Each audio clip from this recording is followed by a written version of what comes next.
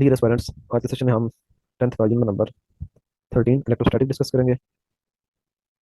Electrostatics, जैसा कि इस यूनिट का नाम से जाहिर है कि इसमें हम चार्जेस को एट रेस्ट स्टडी करेंगे। स्टैटिक का मतलब है एट रेस्ट, यानी चार्जेस एट रेस्ट। तो फिजिक्स की वो ब्रांच या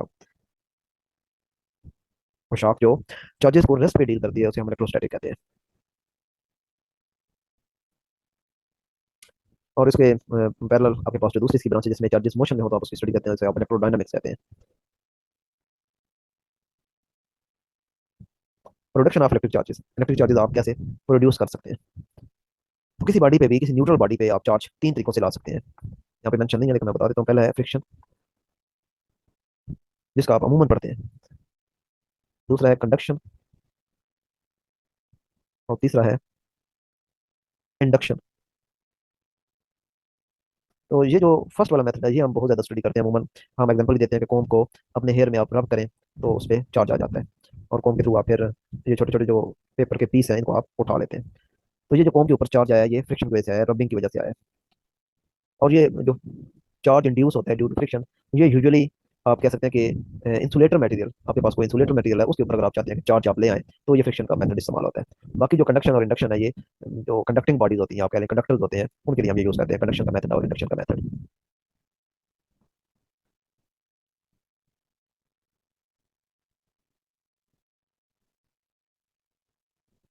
चार्जेस की कुछ खसूसियात लिखी हुई है यहाँ पे। चार्ज जो है वो बेसिक प्रॉपर्टी है किसी मटेरियल की जिस वजह से वो दूसरे चार्ज को अट्रैक्ट या रिपेल करता है। सेम चार्जेस होंगे तो रिपेल करेगा, अपोजिट चार्जेस होंगे तो अट्रैक्ट करेगा। फ्रिक्शन से चार्ज प्रोड्यूस होता है, जैसा कि ग्लास और प्लास्टिक है। और ये देखने ग्लास भी इंसुलेटर है और प्लास्टिक भी इंसुलेटर है, तो फ्रिक्शन की वजह से इन दोनों के ऊपर चार्ज आप इंड्यूस करवा सकते हैं। लाइक चार्जेस रिपेल करते हैं, लाइक चार्जेस अट्रैक्ट करते हैं। और अगर आपने देखना है कि किसी बॉडी के ऊपर चार्ज है या नहीं है तो उसके लिए जो टेस्ट किया जाता है वो रिपल्शन। रिपल्शन वैसे अट्रैक्शन भी है, इंडिकेशन है कि चार्ज मौजूद है, लेकिन एक कन्वेंशन है। रिपल्शन को देखा जाता है बतौर टेस्ट के किस बॉडी के ऊपर चार्ज है या नहीं, यानी अगर दो बॉडी एक दूसरे को रिपेल कर रहे हैं तो मतलब उनके ऊपर कोई ना कोई चार्ज मौजूद है, यानी कि सेम चार्ज होगा बल्कि। ये इलेक्ट्रोस्टैटिक इंडक्शन जो भी हमने ऊपर देखी थी कि आप किसी भी बॉडी पे तीन तरीकों से चार्ज इंड्यूस करवा सकते हैं, तो उनमें से एक फ्रिक्शन था जो भी हमने देखा कि आपने रब करना है और उससे एक इंसुलेटर मटेरियल के ऊपर चार्ज आ जाता है। और क्यों चार्ज आ जाता है, इलेक्ट्रॉन्स की ट्रांसफर हो जाती है रब करने से, जो सरफेस पे इलेक्ट्रॉन्स होते हैं वो दूसरी बॉडी को मुंतकिल हो जाते हैं, और इस तरीके से एक बॉडी पे जो है वो लैक ऑफ चार्ज हो जाता है और दूसरा एक्सेस ऑफ चार्ज हो जाता है। तो एक बॉडी पे नेगेटिव चार्ज आ जाता है, दूसरे पे पॉजिटिव चार्ज आ जाता है। ये एक बेसिक सा कंसेप्ट है, आप सबको पता है। दूसरा मेथड था कंडक्शन का, और तीसरा जो था वो इंडक्शन का था। तो यहाँ पे इंडक्शन हम देख रहे हैं कि इंडक्शन क्या चीज़ है। इंडक्शन में ये होता है कि आपने आपके पास ये एक न्यूट्रल बॉडी है। न्यूट्रल बॉडी का मतलब है कि उसके अंदर पॉजिटिव चार्ज और नेगेटिव चार्ज बराबर है, लेकिन रैंडमली स्कैटर्ड है। तो आप करते क्या है, आप इसके करीब एक चार्ज बॉडी ले आते हैं। सपोज करें इसके ऊपर पॉजिटिव चार्ज है। अब जब आप इसको इसके करीब लाते हैं तो क्या करेगा, ये चूंकि पॉजिटिव चार्ज बॉडी है लिहाजा ये सामने वाला जो न्यूट्रल बॉडी है, न्यूट्रल, इसके पॉजिटिव चार्जेस को रिपेल करेगा। तो लिहाजा वही चार्जेस जो मैं पहले बता रहा था कि रैंडमली ओरिएंटेड है, यानी मिक्स अप हुए हुए हैं, पॉजिटिव और नेगेटिव चार्जेस आपस में उनके सेंटर जो है वो कंसाइड कर रहे हैं, वो आपस में रीअरेंज करेंगे। और इस तरीके से दोबारा ये पॉजिटिव चार्ज वाला जो हम करीब लाए थे, और बाद में वही ऊपर वाला जो हमारा मटेरियल था जो न्यूट्रल था उसकी हालत कुछ इस तरह हो जाएगी। यहाँ पे सारे नेगेटिव चार्जेस इकट्ठे हो जाएंगे और इस साइड पे सारे पॉजिटिव चार्ज। तो अब आपका वही मटेरियल जो पहले न्यूट्रल था उसके एक सिरे पे नेगेटिव चार्ज आ चुका है और दूसरे सिरे पे पॉजिटिव चार्ज आ चुका है। तो इस तरीके से आप चार्ज जो है वो इंड्यूस करवा सकते हैं। ये मेथड जो है ये इंडक्शन का मेथड कहलाता है। इसमें हमने देखा कि आपने बॉडीज को टच नहीं किया। फ्रिक्शन में आपने बॉडीज को टच करना होता है। जो दो बॉडीज हैं जिनके ऊपर आपने चार्ज चलाना है उसमें आपने दोनों बॉडीज को टच करना है, जैसा कि कॉम और एयर, आपने दोनों को टच करना है। लेकिन इंडक्शन में आपने दोनों बॉडीज को टच नहीं करना, बगैर टच किए आप उसके ऊपर चार्ज ला सकते हैं। लेकिन ये याद रखें कि इस तरीके से ये जो भी हमने एक्सप्लेन किया, ये जो चार्ज इंड्यूस हुआ है एक सिरे पे नेगेटिव और दूसरे सिरे पे पॉजिटिव, ये टेम्परेरी है। जैसे ही आप इस मटेरियल को या इस कंडक्टर को हटा लेंगे, तो बिल्कुल इसको हटाते ही आपका ये जो मटेरियल था जिसमें एक साइड पे नेगेटिव चार्ज है दूसरी साइड पे पॉजिटिव चार्ज है, ये दोबारा अपनी वही पोजीशन रिटेन कर लेगा। ये जिसमें पॉजिटिव और नेगेटिव चार्जेस बिखरे पड़े थे, तो ये दोबारा वही है। अगर आप चाहते हैं कि ये जो पॉजिटिव और नेगेटिव चार्जेस हैं ये परमानेंट आ जाए, तो फिर आपने क्या करना है, आपने इसको कंडक्ट करना है। कंडक्ट करने का मतलब यह है कि आपने इसके साथ कोई इस तरह की वायरिंग कर दें कि इसके जो चार्जेस हैं, ये सपोज आप कहते हैं कि हम इसमें जो चार्ज है वो नेगेटिव लाना चाहते हैं, परमानेंट नेगेटिव चार्ज लाना चाहते हैं, तो आप ऐसा करें कि इसके साथ कोई ऐसा मटेरियल जोड़ दें जिसके ऊपर नेगेटिव चार्जेस थे। तो ऑटोमेटिकली यहाँ से इलेक्ट्रॉन जो है वो ट्रांसफर हो जाएंगे और इस पॉजिटिव चार्ज को न्यूट्रल कर देंगे और इस तरह ओवरऑल इसके ऊपर नेगेटिव चार्ज आ जाएगा। और अगर आप चाहते हैं कि हम ये वाला जो मटेरियल है इसके ऊपर परमानेंट जो चार्ज लाना चाहते हैं वो पॉजिटिव चार्ज लाना चाहते हैं, तो आप ऐसा करें कि इसके साथ कोई इस तरह का मटेरियल अटैच कर दें जिसके ऊपर पॉजिटिव चार्ज हो। तो जब इसके ऊपर पॉजिटिव चार्ज होगा, ऑटोमेटिकली ये सारे इलेक्ट्रॉन्स जो हैं ये यहाँ से मूव करके इधर आ जाएंगे और इसको पॉजिटिव कर देंगे, न्यूट्रल कर देंगे, और यूं आपके पास जो ये मटेरियल रहेगा इसके ऊपर सारा का सारा पॉजिटिव चार्ज आ जाएगा और वो परमानेंट पॉजिटिव चार्ज हो जाएगा।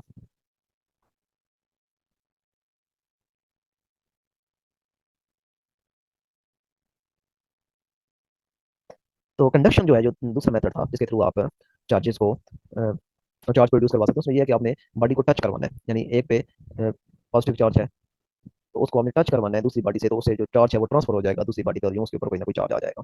ये डिपेंड करता है कि आपने जो बॉडी टच करवाया है वो उसके ऊपर कौन सा चार्ज था। तो कंडक्शन में आपने बॉडीज को टच करवाना होता है। ये इंडक्शन जो है यहाँ पे इस फिगर के थ्रू जो है वो एक्सप्लेन की जा रही है।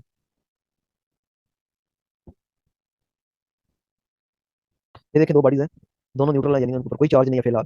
फिर उसने क्या किया है, ये एक बॉडी उसने इसके करीब लाया है जिसके ऊपर पॉजिटिव चार्ज, ठीक है। तो अब पॉजिटिव चार्ज वाली बॉडी जब इसके करीब लाया है तो जाहिर है इसके ऊपर जो चार्जेस हैं वो थोड़े रीअरेंज होंगे। किस तरीके से रीअरेंज होंगे कि जो नेगेटिव चार्ज है वो इस साइड पे हो जाएंगे और पॉजिटिव चार्ज सारे इस साइड पे हो जाएंगे, और वो होने भी चाहिए क्योंकि ये जो पॉजिटिव चार्ज है ये जाहिर है नेगेटिव चार्जेस को अट्रैक्ट करेंगे, लिहाजा इसके करीब करीब जो है वो नेगेटिव चार्ज हो जाएंगे और इससे दूर जो है वो पॉजिटिव चार्ज हो जाएंगे। अभी आप यहाँ पे देख सकते हैं कि ये दोनों बॉडीज जुड़े हुए हैं, यहाँ पे भी जुड़े हुए हैं, ठीक है, यहाँ पे जुड़े हुए हैं लेकिन न्यूट्रल है, कोई चार्ज नजर नहीं आ रहा। यहाँ पे भी जुड़े हुए हैं लेकिन आपको चार्ज नजर आ रहा है, एक पे नेगेटिव और एक पे पॉजिटिव। अब आपने थर्ड स्टेप में क्या करना है कि आपने इनको सेपरेट कर देना है, ये आपको स्पेस दरमियान में नजर आ रही है, इनको सेपरेट कर दिया। तो सेपरेट करने के बाद आप देख सकते हैं कि एक के ऊपर नेगेटिव चार्ज और एक के ऊपर पॉजिटिव चार्ज आ गया और ये परमानेंट आ गया। लेकिन इसमें आपने टच नहीं किया, ये जो बॉडी थी इसने इसको आपने इसके साथ टच नहीं किया, आपने उसको सेपरेशन पे रखा है, डिस्टेंस पे रखा है, और डिस्टेंस पे रखते हुए जो बॉडीज थी उन दोनों के ऊपर चार्ज आ चुका है। तो ये इंडक्शन है, यानी बॉडी को टच किए बगैर जब आप दूसरी बॉडी पे चार्ज ले आते हैं तो वो इंडक्शन कहलाता है। टेम्परेरी भी हो सकता है और परमानेंट भी हो सकता है। ये जो भी केस यहाँ पे डिस्कस हुआ, यहाँ पे आप देख सकते हैं कि जो चार्ज है वो परमानेंट आ चुका है क्योंकि दो बॉडी उसने ले ली थी, एक बॉडी ए ले लिया था और एक बॉडी बी ले लिया था। तो एक के ऊपर नेगेटिव चार्ज आ गया, दूसरे के ऊपर पॉजिटिव आ गया। तो ये कहीं बाहर से नहीं आया, ये इनके अंदर का चार्ज ही रीअरेंज हुआ है। तो यहाँ डेफिनेशन लिखी हुई है कि चार्ज बॉडी की प्रेजेंस में अगर किसी कंडक्टर के ऊपर चार्ज डेवलप होता है किसी किस्म का भी, चाहे पॉजिटिव चाहे नेगेटिव, तो इस प्रोसेस को आप इलेक्ट्रोस्टैटिक इंडक्शन कहते हैं। इलेक्ट्रोस्कोप ये एक ऐसा डिवाइस होता है जो डिटेक्ट करता है कि चार्ज मौजूद है या नहीं है, ये इसका ये सिर्फ काम है डिटेक्ट करना, मेजर नहीं करता। अगर आप चाहते हैं कि आप चार्ज मेजर करें तो फिर इलेक्ट्रोस्कोप नहीं होता बल्कि इलेक्ट्रोमीटर होता है उसका नाम, इलेक्ट्रोमीटर। ये चार्ज मेजर करने के लिए डिवाइस यूज होती है। तो इलेक्ट्रोस्कोप इस किस पे कंसिस्ट होता है, ब्रास रॉड और विद ब्रास डिस्क, ये at the top and two thin leaves of gold, ये नीचे सोने के दो लीव्स हैं, ठीक है, ये इसकी एक कंस्ट्रक्शन है। अब होता क्या है कि जिस बॉडी पे आपने देखना है कि चार्ज है या नहीं है वो आप डिस्क के करीब लाते हैं। तो डिस्क के करीब लाने से अगर ये जो लीव्स हैं ये खुल जाते हैं तो इसका मतलब है कि उस बॉडी के ऊपर चार्ज है। और अगर ये दोनों जो लीव्स हैं ये खुलते नहीं, अपनी पोजीशन मेंटेन रखते हैं, तो इसका मतलब है कि जो बॉडी हमने यहाँ टच की थी जिसके साथ उसके ऊपर कोई चार्ज नहीं है। अब अगला मसला कि ये देखना कि चार्ज कौन सा है, पॉजिटिव चार्ज है या नेगेटिव चार्ज है। तो उसका तरीका कार ये है कि अगर आप ये देखना चाहते हैं कि बॉडी के ऊपर चार्ज कौन सा है तो फिर आपको ये करना होगा कि डिस्क को पहले चार्ज कर लेना आपने, और ये आपकी अपनी मर्जी है। आप इस डिस्क को पॉजिटिवली चार्ज भी कर सकते हैं और नेगेटिवली भी कर सकते हैं। तो सपोज करें हमने डिस्क को पॉजिटिवली चार्ज कर लिया, हमारी जो डिस्क है वो हमने पॉजिटिवली चार्ज कर लिया। अब जो बॉडी आप इसके करीब ला रहे हैं, ये आप बॉडी इसके करीब ला रहे हैं और आप देखना चाहते हैं कि इसके ऊपर पॉजिटिव चार्ज है या नेगेटिव चार्ज है। तो होगा ये कि जैसे ही आप इसको पॉजिटिवली चार्ज करेंगे, डिस्क को आप पॉजिटिवली चार्ज करेंगे जैसे ही, तो ये लीव्स खुल जाएंगे। अब अब जो बॉडी है जिसके ऊपर आप चार्ज देखना चाहते हैं उसको आप इसके करीब लाएं। अगर तो ये लीव्स पहले से ज्यादा खुल जाए तो इसका मतलब ये है कि इसके ऊपर भी वही चार्ज है जो डिस्क पे चार्ज है, यानी अगर डिस्क पे आपने पॉजिटिव दिया हो तो इसका मतलब इसके ऊपर भी पॉजिटिव ही है। लेकिन अगर ये बॉडी जब आप डिस्क के साथ टच करते हैं और ये लीव्स का जो सेपरेशन है वो कम हो जाता है, तो इसका मतलब ये है कि डिस्क पे और इस बॉडी पे जो चार्ज है वो अपोजिट है, यानी अगर डिस्क पे आपने पॉजिटिव किया हुआ था तो इसका मतलब इस बॉडी के ऊपर नेगेटिव चार्ज है।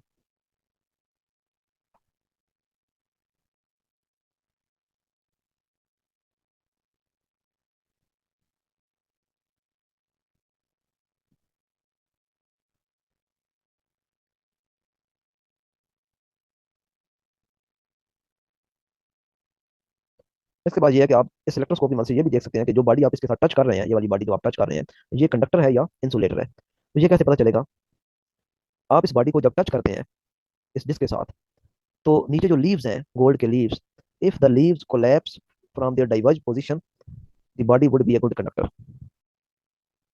यानी जो लीव्स डाइवर्ज हुए हुए थे, अगर उनकी डाइवर्जेंस खत्म हो जाती है तो इसका मतलब है कि वो बॉडी जो है वो कंडक्टर है। लेकिन if there is no change in the divergence of the leaves, अगर उनकी डाइवर्जेंस में कोई फर्क नहीं आ रहा, यानी जैसे पहले खुले हुए थे वैसे खुले के खुले ही रहते हैं, कोई उनकी डाइवर्जेंस में फर्क नहीं आ रहा, तो मतलब है कि वो बॉडी इंसुलेटर है।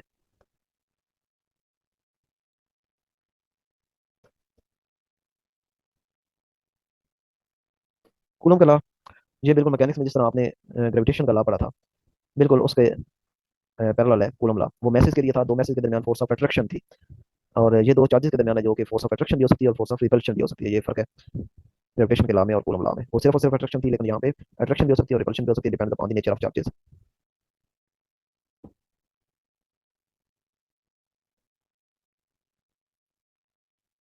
तो 1785 में ये कूलम ने लॉ प्रेजेंट किया था।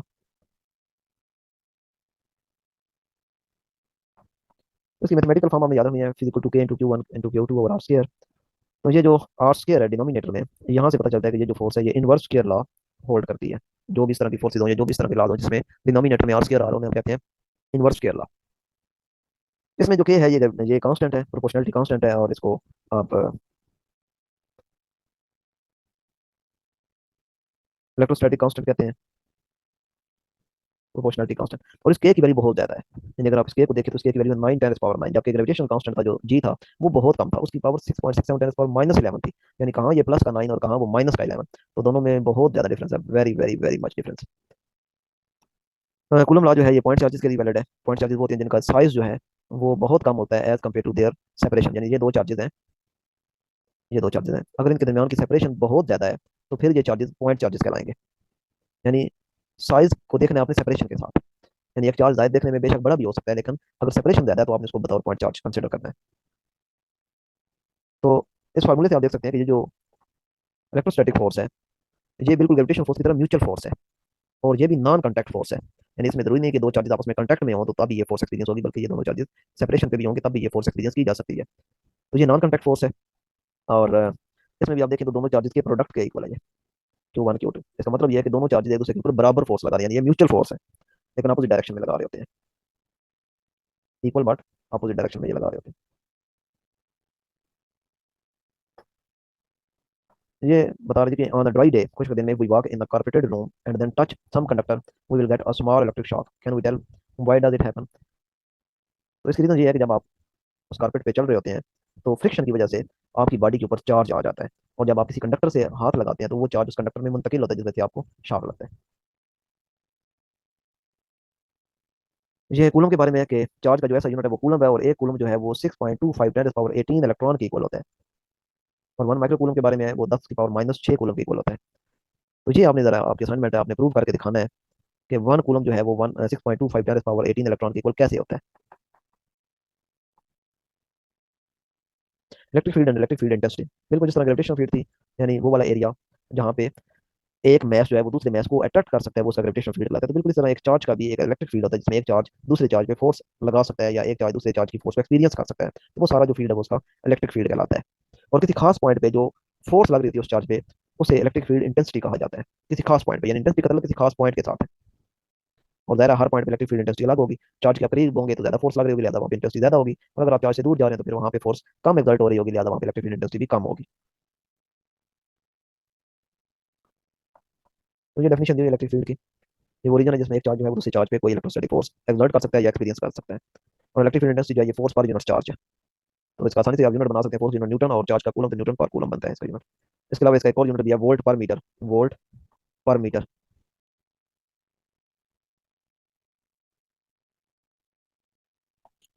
ग्रेविटेशनल फोर्स और इलेक्ट्रिक फोर्स में एक और डिफरेंस देख लें कि ग्रेविटेशनल फोर्स को आप शील्ड नहीं कर सकते, यानी आपको ऐसा रीजन नहीं क्रिएट कर सकते जहाँ पे ग्रेविटेशनल फोर्स जीरो हो जाए, जबकि ये एक पॉजिटिव चार्ज है, ये सामने वाला पॉजिटिव चार्ज है, तो दोनों की चूंकि फील्ड जो है, पॉजिटिव चार्ज की फील्ड जो है वो आउटवर्ड आउटवर्ड होती है, और नेगेटिव चार्ज की जो फील्ड है वो इनवर्ड होती है। ये भी कन्वेंशन आपने याद रखनी है, पॉजिटिव की आउटवर्ड और नेगेटिव के लिए इनवर्ड कन्वेंशन है।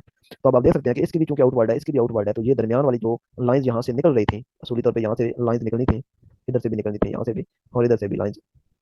तो इन्होंने क्या किया, इन्होंने एक दूसरे को रिपेल कर दिया है, और यहाँ से ये वाला रीजन बिल्कुल खाली हो गया, तो लिहाजा ये वाला जो आपका रीजन दरमियान में आ गया ये शील्ड हो गया है, यानी यहाँ पे किसी किस्म की कोई फोर्स जो है वो एक्सर्ट नहीं हो रही। तो ये भी एक डिफरेंस है ग्रेविटेशनल फोर्स में और इलेक्ट्रोस्टैटिक फोर्स में।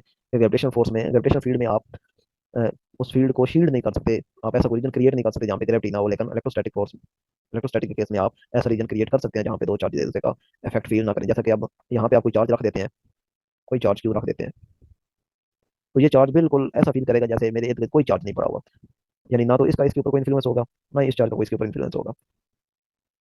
लेकिन ये यहाँ पे आपने रखना है, ये वाला रीजन। तो इलेक्ट्रिक इंडस्ट्री जो है वो, जिस तरह फोर्स एक वेक्टर क्वांटिटी होती है, इसी तरह इलेक्ट्रिक फील्ड इंडस्ट्री जो है वो भी एक वेक्टर क्वांटिटी है।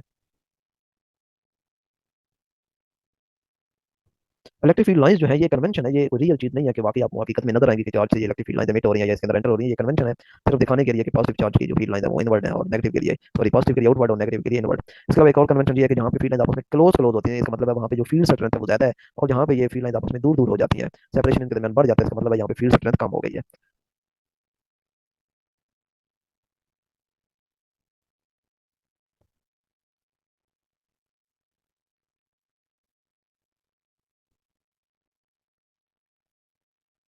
ये जो इलेक्ट्रिक फील्ड लाइंस इंट्रोड्यूस करवाई गई थी, जो इनका कंसेप्ट दिया था वो माइकल फैराडे ने दिया था। इन फील्ड लाइन के दरमियान जो स्पेस होती है वो हमें बताती है स्ट्रेंथ ऑफ इलेक्ट्रिक फील्ड। जहाँ पे स्पेस, अब यहाँ पे देखें इनके दरमियान स्पेस कम है, इसका मतलब है फील्ड स्ट्रेंथ जहाँ पे ज्यादा है, और यहाँ पे देखें तो इन दोनों लाइन के दरमियान स्पेस बढ़ गई, इसका मतलब है यहाँ पे फील्ड स्ट्रेंथ कम है। Electric potential, work done per unit charge, यानी कोई यूनिट पॉजिटिव चार्ज है आपके पास और आप उसके ऊपर जितना वर्क करवाते हैं इलेक्ट्रिक फील्ड के अंदर रहते हुए, तो जितना वर्क आप करवाते हैं वो सारा उसका पोटेंशियल कहलाता है। अब जरा आपने वर्क करना है तो इसका मतलब है कि आपने उसके खिलाफ वर्क करना है, यानी इलेक्ट्रिक फील्ड के अपोजिट आपने जाना है। अगर आप इलेक्ट्रिक फील्ड के रास्ते में रखेंगे तो फिर तो ऑटोमेटिकली वर्क हो जाएगा। जैसे कि ये चार्ज पड़ा है, इसकी फील्ड लाइन ये निकल रही है, अब यहाँ पे आपको पॉजिटिव चार्ज रखते हैं तो वो ऑटोमेटिकली इस फील्ड लाइन की डायरेक्शन में मूव करना शुरू कर देगा, क्योंकि ये भी पॉजिटिव चार्ज है और ये भी पॉजिटिव चार्ज है, तो ये दोनों दूसरे को रिपेल करेंगे, तो ये ऑटोमेटिकली इस फील्ड लाइंस में इस डायरेक्शन में मूव करना शुरू कर देगा। तो ये हम वर्क नहीं करें, ये तो चार्ज खुद वर्क कर रहे हैं दूसरे चार्ज में। तो यहाँ पे जो वर्क है ये आपने वर्क करना है, work done per unit charge, यानी जो आपने खुद करना है। तो ये वर्क हमेशा इलेक्ट्रिक फील्ड की अपोजिट डायरेक्शन में होता है, यानी इलेक्ट्रिक फील्ड लाइन इधर जा रही है तो इसका मतलब आपने चार्ज, पॉजिटिव चार्ज आपके पास है और आप इधर लेके आ रहे हैं, और ज़ाहिर है आप जब पॉजिटिव चार्ज को पॉजिटिव चार्ज के करीब लाएंगे तो आपको वर्क तो करना पड़ेगा, क्योंकि पॉजिटिव पॉजिटिव को रिपेल करता है। तो ये याद रखना आपने, इलेक्ट्रिक फील्ड लाइंस की अपोजिट डायरेक्शन में आपने लेके जाना होता है चार्ज को। तो जितना आप उस पर वर्क करेंगे वो वर्क डन पर यूनिट जो चार्ज है वो उसका पोटेंशियल कहलाता है। उस पॉइंट का पोटेंशियल जहाँ पे आप ला रहे हैं, यानी जहाँ तक आप उसको लाए हैं वहां तक जितना आपने वर्क किया है वो उस पॉइंट का पोटेंशियल, यानी अगर आप इस पॉइंट पे पहुंच गए हैं, इस पॉइंट पे आप पहुंच गए हैं, इसका मतलब है कि इस पॉइंट का ये पोटेंशियल है। इस पॉइंट पे पहुंचने में जितना वर्क किया है, यहाँ तक पहुंचने में जितना वर्क किया है वो इस पॉइंट का पोटेंशियल होगा। तो पोटेंशियल का जो ऐसा यूनिट है वो वोल्ट है।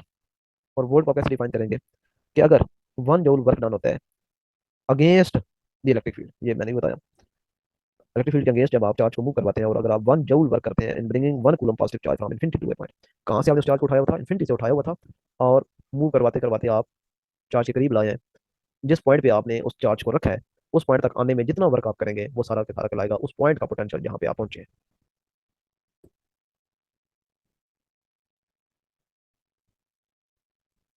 यहाँ पे कुछ इन्फॉर्मेशन दे रहे हैं कि अगर आपके पास दो चार्जेस हैं 1 कूलम के, दो बराबर चार्ज हैं, दोनों के दरमियान जो सेपरेशन है वो 1 मीटर है, तो वो कितनी फोर्स से दूसरे को एक्सर्ट करेंगे या अट्रैक्ट करेंगे, 9 10 पर 9 न्यूटन। ये बहुत ज्यादा फोर्स है, ये 10 की पावर जो 9 है ये फैक्टर बता रहा है, बहुत बड़ा फैक्टर है। और अगर ग्रेविटेशनल फोर्स की बात करें, इसको उसके साथ मिलाना चाहें तो देखें, यही फोर्स अगर आप ग्रेविटेशनल फोर्स में लेना चाहते हैं 9 10 पर 9 न्यूटन, तो आपके पास जो मैसेज है वो कितने होने चाहिए, billion kilogram object at sea level. Billion kilogram के अगर आपके पास दो ऑब्जेक्ट्स होंगे तो उनके दरमियान जो फोर्स होगी वो होगी इतनी 9 10 पर 9 न्यूटन, जो कि आपके पास 1 कूलम के दो चार्जेस एक दूसरे पे एक्सर्ट कर रहे हैं। तो देख रहे हैं 1 कूलम चार्ज इतनी ज्यादा फोर्स लगा रहा है, जो ग्रेविटेशनल फोर्स जो है वो 1 बिलियन किलोग्राम चार्जेस जो है वो आप, सॉरी, बिलियन किलोग्राम मैसेज एक दूसरे पे एक्सर्ट कर रहे हैं। तो यहाँ से भी देखें कि ये फोर्स जो है इलेक्ट्रोस्टैटिक फोर्स, ये कितनी स्ट्रांग फोर्स है। पॉजिटिव जो चार्ज होता है इसको हम हायर पोटेंशियल कंसीडर करते हैं और नेगेटिव जो चार्ज होता है इसको लोअर पोटेंशियल कंसीडर करते हैं। ग्रेविटेशनल फील्ड के अंदर बॉडी हमेशा हायर पोटेंशियल से लोअर पोटेंशियल की तरफ मूव करती है, तो बिल्कुल इसी तरह इलेक्ट्रोस्टैटिक के केस में भी जो चार्जेस होते हैं वो हमेशा हायर पोटेंशियल से लो पोटेंशियल की तरफ मूव करते हैं। यानी अगर आपके पास चार्ज है पॉजिटिव, तो वो पॉजिटिव से मूव करता करता नेगेटिव की तरफ आएगा। और वैसे भी ये एक असूल है कि इस यूनिवर्स के अंदर हर बॉडी जो है वो अपनी एनर्जी जो है वो रिलीज करता है और अपने आप को स्टेबल करने की कोशिश करता है। तो हायर पोटेंशियल पे जो भी चीज होगी उसके पास एनर्जी ज्यादा होगी, वो अपनी एनर्जी रिलीज करके अपने आप को स्टेबल करेगा, अपनी एनर्जी लूज करेगा, तो वो मैकेनिकल वर्क करता होगा और लोअर पोटेंशियल पे पहुंच जाएगा।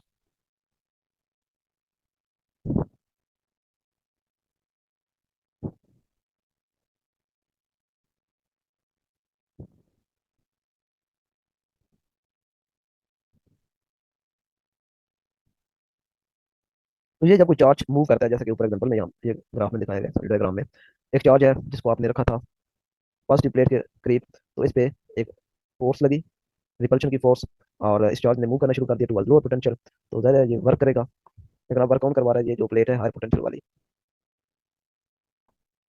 ये प्लेट अब वर्क करवा रही है क्योंकि इलेक्ट्रिक फील्ड की डायरेक्शन में जा रहा है, तो लिहाजा एक्सटर्नल वर्क इस पे कोई नहीं हो रहा, कोई इस पे वर्क नहीं करवा रहा है, ये ऑटोमेटिकली ये जो प्लेट है ये इस पे वर्क कर रही है। तो इसका मतलब है ये प्लेट इसे एनर्जी सप्लाई कर रही है और ये चार्ज एनर्जी लेके लोअर पोटेंशियल की तरफ आ रहा है। तो energy supplied by the charge अगर आप फाइंड करना चाहते हैं तो इक्वल आएगी Q into V A minus V B, V A चूंकि हायर पोटेंशियल है positive potential, minus V B, V B lower potential है नेगेटिव पोटेंशियल। तो ये फार्मूला भी आपने माइंड में रखना है। ये जो एनर्जी है इसको डब्ल्यू से रिप्रेजेंट किया जाता है, ई से भी रिप्रेजेंट किया जाता है।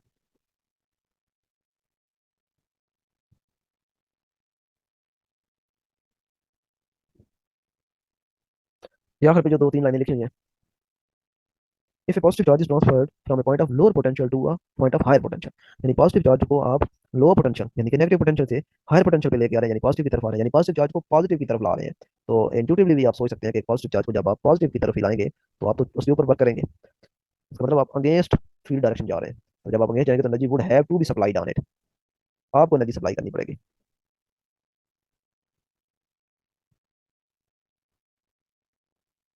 फैराडे केज के अंदर जो भी शख्स बैठा रहता है उस पे ये जो इलेक्ट्रिक फील्ड है इसका कोई इफेक्ट नहीं होता। कैपेसिटर एंड कैपेसिटेंस, कैपेसिटर जो है ये एक ऐसा डिवाइस है जो चार्ज को स्टोर करता है, और कैपेसिटेंस जो है ये कैपेसिटर की चार्ज स्टोर करने की सलाहियत है। कैपेसिटर से पता चलता है कि कोई कैपेसिटर कितना ज्यादा चार्ज स्टोर कर सकता है। कैपेसिटर में हमारे पास जो स्ट्रक्चर होता है वो कुछ इस तरह का होता है कि दो प्लेट्स होती हैं, एक के ऊपर पॉजिटिव चार्ज होता है और एक के ऊपर नेगेटिव चार्ज होता है, और ये भी याद रखें कि ये बराबर चार्ज होता है, यानी जितना पॉजिटिव चार्ज है उतनी ही मैग्नीट्यूड का यहाँ पे नेगेटिव चार्ज होगा। तो लिहाजा अगर आप देखें एक कैपेसिटर के ऊपर अगर आप नेट चार्ज देखते हैं तो नेट चार्ज 0 है।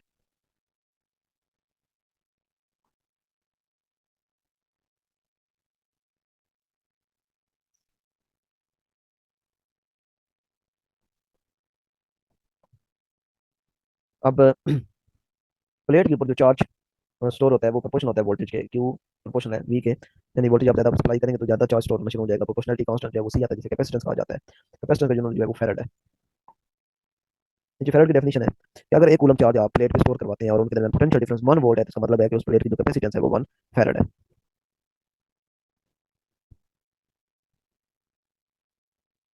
यहाँ पे एक और बात आपको बताता चलूँ कि आप फार्मूले से आपको नजर आ रहा होगा कि जो कैपेसिटेंस है वो तो चार्ज पे और वोल्टेज पे डिपेंड कर रही है, जबकि ऐसी बात नहीं है। कैपेसिटेंस जो है वो तीन चीज़ों पे डिपेंड करती है, एक एरिया प्लेट, दूसरा मीडियम पे यानी प्लेट्स के दरमियान जो मीडियम आपने रखा हुआ है, हवा है, रबड़ है, प्लास्टिक है, आयरन है, ठीक है, और तीसरा जो है वो इनके सेपरेशन पे, यानी जो दो प्लेट्स हैं उनके दरमियान सेपरेशन क्या है। एरिया ज़्यादा होगा कैपेसिटेंस ज़्यादा होगी, मीडियम रखा हुआ है, हवा के अलावा कोई मीडियम रखा हुआ है तो कैपेसिटेंस ज़्यादा होगी। अगर सेपरेशन ज़्यादा है दोनों प्लेट के दरमियान तो जो कैपेसिटेंस है वो कम हो जाएगी। यानी इन दोनों के साथ डायरेक्ट रिलेशनशिप है और सेपरेशन के साथ इनवर्स रिलेशनशिप है, और इस चीज़ के साथ इसका कोई रिलेशनशिप नहीं है। ये ना हो कि आपसे कोई कहे कि वोल्टेज को हम डबल कर दें तो कैपेसिटेंस क्या होगी, तो ये ना हो कि आप कहें कि वोल्टेज डबल हो रहे हैं तो कैपेसिटेंस हाफ हो जाएगी। ऐसा सीन नहीं है। कैपेसिटेंस का ताल्लुक तीन चीज़ों के साथ है, एरिया ऑफ प्लेट्स, और मीडियम, दोनों प्लेट के दरमियान मीडियम, और तीसरा separation of the plates. Medium जो है वो इंसुलेटर होगा, अगर आप दोनों प्लेट के दरमियान कोई इंसुलेटर मटेरियल रखते हैं तो कैपेसिटेंस इंक्रीज हो जाती है।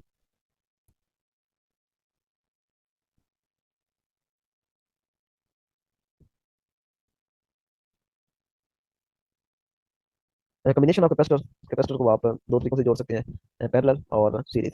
तो जब आप पैरेलल में जोड़ते हैं तो उसकी कुछ खूबियां हैं, कुछ फीचर्स हैं। पहला, जब आप पैरेलल से जोड़ते हैं तो तमाम प्लेट्स के जो वोल्टेज है वो सेम होते हैं। जैसे कि ये आपको कम्बिनेशन नजर आ रहा है, ये पैरेलल है, तो इस प्लेट के वोल्टेज, इस प्लेट के वोल्टेज, इन तीनों कैपेसिटर के जो वोल्टेज है सबके सेम होंगे। दूसरा, चार्ज सबका डिफरेंट होगा, यानी इसके ऊपर चार्ज अलग होगा, इसका चार्ज अलग होगा, इसके ऊपर चार्ज अलग होगा। हाँ, अगर सारे कैपेसिटर एक जैसे हैं फिर तो चार्ज भी सब पे बराबर स्टोर होगा। लेकिन अगर इस ये कैपेसिटर और है, कैपेसिटेंस और है, इसकी कैपेसिटेंस और है, इसकी कैपेसिटेंस और है, तो फिर जो चार्ज है Q1 Q2 Q3 ये डिफरेंट होगा। तीसरा जो इसकी फीचर वो ये है कि इन तीनों चार्जेस का जब आप सम करेंगे Q1 Q2 Q3, या जितने भी कैपेसिटर लगे हुए 4 5 6, तो सारे चार्जेस का जो सम होगा वो टोटल चार्ज के इक्वल होगा। ये टोटल चार्ज कौन सा है? ये सप्लाइड बाय द बैटरी, यानी बैटरी जो चार्ज सप्लाई कर रही है उसके सम के इक्वल होगा।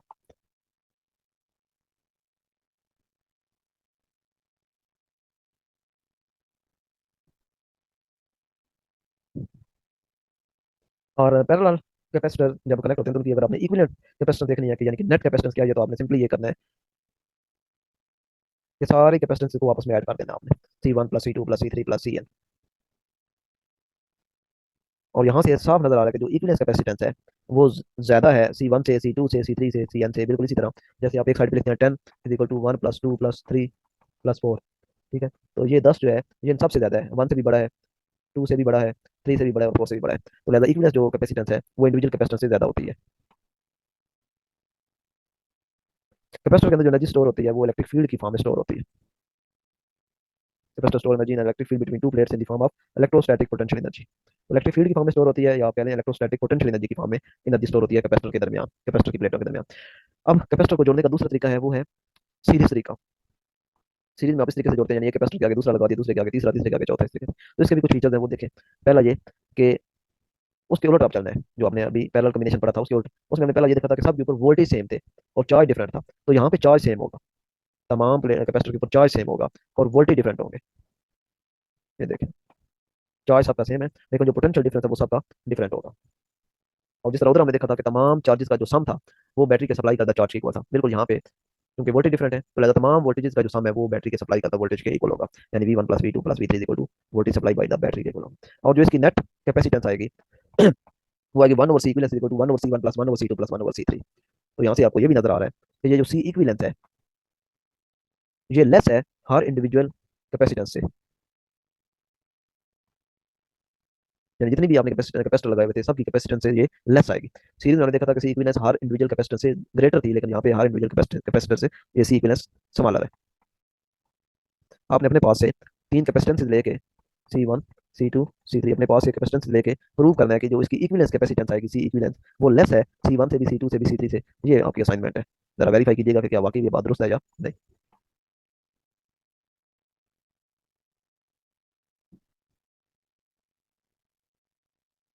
कैपेसिटर के डिफरेंट टाइप्स है। पैरेलल प्लेट कैपेसिटर होता है, स्फेरिकल कैपेसिटर होता है, सिलेंड्रिकल कैपेसिटर है, इलेक्ट्रोलाइटिक कैपेसिटर है। ये इलेक्ट्रोलाइटिक जो है ये डिपेंड करता है कि इनके दरमियान मटेरियल कैसा है, इलेक्ट्रोलाइटिक मटेरियल।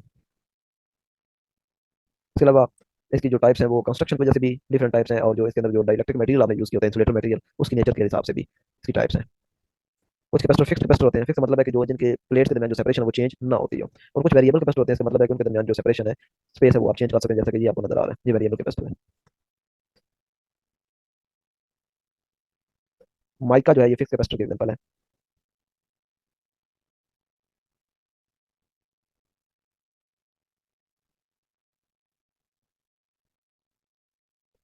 कैपेसिटर का यूज पंखों के अंदर, मोटर्स के अंदर, फैन के अंदर, exhaust fan, air conditioner, cooler, motor washing machine वगैरह, एयर कंडीशनर, इनमें यूज हो रहा है। रेडियो के अंदर यूज हो रहा है, रेडियोस के अंदर।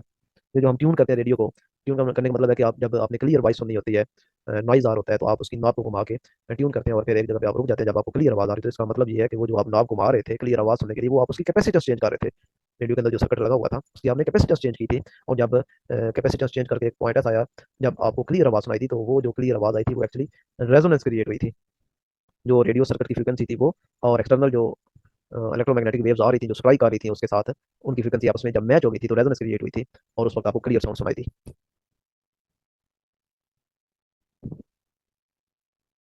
फिल्टर सर्किट के अंदर भी यूज होता है। फिल्टर सर्किट ये वो सर्किट होते हैं जिसमें आप जब रेक्टिफिकेशन करते हैं, यानी एसी को जब आप डीसी में कन्वर्ट कर रहे होते हैं, तो वो आपको पेयर डीसी नहीं मिलता, उसके अंदर कुछ ना कुछ एसी का हिस्सा शामिल होता है। तो उस एसी वाले हिस्से को भी खत्म करके पेयर डीसी बनाने का अमल जो होता है वो भी हम कैपेसिटर को यूज करके, जैसे आप फिल्टर का नाम देते हैं, यूज करके वो डीसी पेयर डीसी असर करते हैं और उसमें एसी पार्ट को खत्म करते हैं। इलेक्ट्रोस्टैटिक एप्लीकेशन क्या है डेली लाइफ में?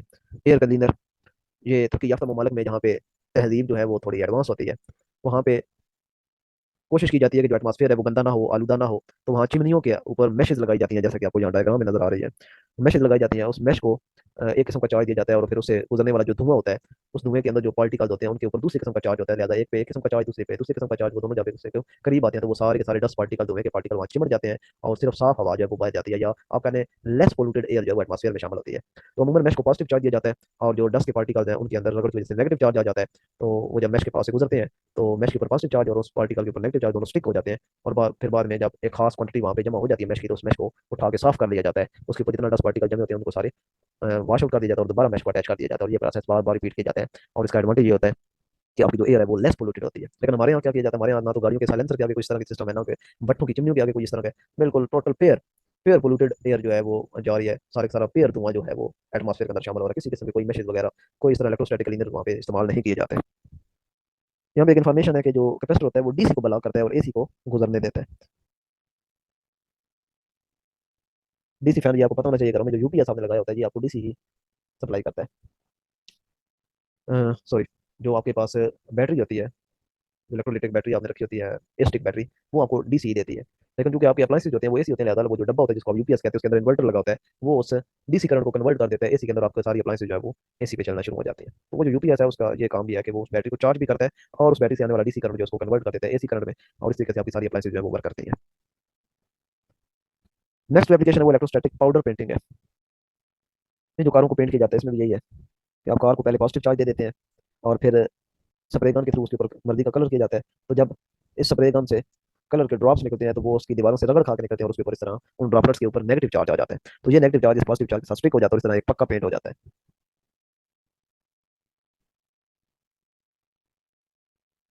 इलेक्ट्रिसिटी के कुछ खतरात हैं, जैसे कि लाइटनिंग। तो बादल जब आपस में रगड़ खाते हैं तो बादल के रगड़ की वजह से, जिस तरह हमने स्टार्ट में देखा था कि जो चार्ज प्रोड्यूस होता है, इंड्यूस होता है, वो तीन तरीकों से होता है, एक फ्रिक्शन, एक इंडक्शन, एक कंडक्शन। तो उनमें से एक तरीका फ्रिक्शन था, यानी रगड़ थी।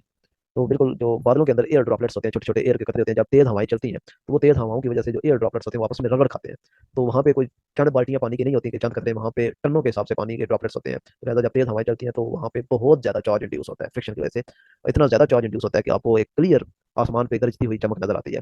अब वो चमक क्यों नजर आती है कि वो जो चार्ज प्रोड्यूस हो रहा होता है, होता रहता है, होता रहता है। एक वक्त आता है कि वो चार्ज इतना ज्यादा होता है कि वो किसी करीब की बिल्डिंग, दरख्त या कोई भी जो मटेरियल है उसके ऊपर वो चार्ज वो इंड्यूस हो जाता है, गिर जाता है। और उसकी रीजन ये है कि ऊपर आप कह लें कि जिस तरह एक जगह पे ज्यादा चार्ज है और दूसरी तरफ लेस चार्ज है, तो ऑटोमेटिकली जो है वो चार्ज ट्रांसफर हो जाता है दूसरी जगह पे।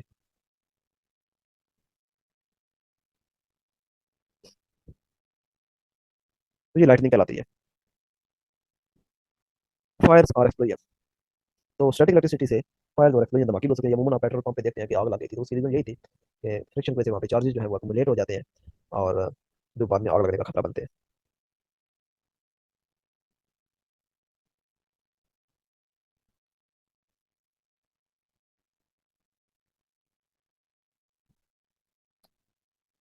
तो ये था जी आज का सेशन।